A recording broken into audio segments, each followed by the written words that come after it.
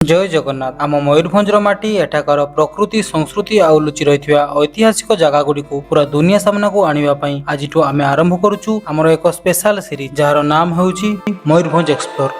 प्रथम एपिसोड्रे मु आज आपको नहीं आसी आम मयूरभंजर एक अति पुरातन रहस्यमय और पवित्र जगह मेरु मठ, जहाँ समस्ते धुनी मठ बोली कहती। एठारे कौन साधारण पूजा हुए ना, एठारे साक्षात अग्निदेव को पूजा करा जाए। तेबे चलतु सांग माने मिसिकी एक्सप्लोर करिबा एही पवित्र मठर शह शह वर्षर इतिहास और यह पाखरे थिबा सुवर्णरेखा नदी कूल। नमस्कार सांग माने, स्वागत जनाउछि आपनकर प्रिय चैनल मयूरभंजिया बंटी को। आमर आजिर लोकेशन हेउछि प्रसिद्ध मेरु मठ। जदि आपण एठाको आसीबाकू चाहुचंती तेबे आम मयूरभंज जिलार सिरसा अंचल निकटरे अवस्थित। आपण जदि बारिपदा पटु आसुचंती तेबे बारिपदारु बाहरी प्रथमे आपनको आसीबाकू पड़िबो सिरसा छक। बारिपदारु एहार दूरता प्राय 35 रु 40 किलोमीटर हेबो। सिरसा पहुंचिया परे सेठारु बेडापाळ रास्तारे मात्र किछि किलोमीटर आसिले आपण बहुत सहजरे एही पवित्र मठ निकटरे जाई पहुंची जाई परिबे। रास्ता पूरा भलो अछि, आपण चाहिले आराम से कार किबा बाइक रे आसी परिबे। मठकू जिबा पूर्वरु चलंतु मु आपनको प्रथमे देखाउछि सुवर्णरेखा नदी कूलर चमत्कार दृश्य।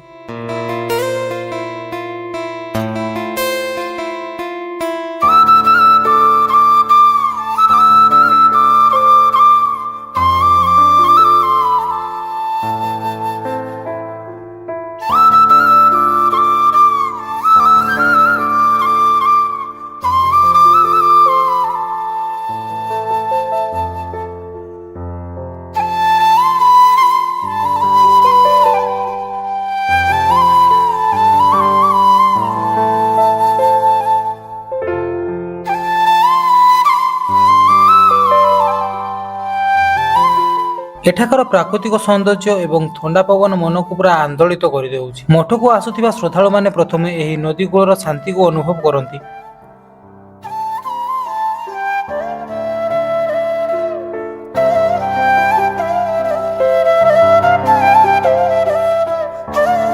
चलतु एबे नदी कूलरु जीवा सही महान आध्यात्मिक केन्द्र धुनी मठ भितर को। एबे आसंतु जानिबा एही पवित्र मेरु मठर सही गौरवीय इतिहास विषय रे, जहा बहुत कम लोक जानନ୍ତି। एही मठटी ओडिशार प्रसिद्ध महिमा धर्म बा अलेख परंपरा सहित जड़ित। कुहा जाय सन्थ कवि भीम भई एवं महिमा गोसाईଙ୍କ समयरु एही अंचल रे महिमा परंपरा प्रसार होई आस्थिला। एही धर्मर मूल नीति हेउची शून्य ब्रह्मको उपासना करिबा एवं मूर्ति पूजा न करी साक्षात अग्निदेवଙ୍କୁ ब्रह्मଙ୍କ प्रतीक भावे आराधना करिबा। एही मठ प्रांगण रे थिबा धुनीशाला रे जे अग्नि जळुची ता शह शह वर्ष धरी अखंड भाव जली आसुची। साधु सन्थ माने एठारे वर्ष वर्ष धरी कठोर साधना करि आसुचंती। एही मठ केवल आध्यात्मिकतार केन्द्र नुहे, बरং ଏହା ଆମ ମୟୂରଭଞ୍ଜର ସାମାଜିକ ସଂସ୍କାର ଏବଂ ଶାନ୍ତିର ଏକ ବଡ଼ ପ୍ରତୀକ।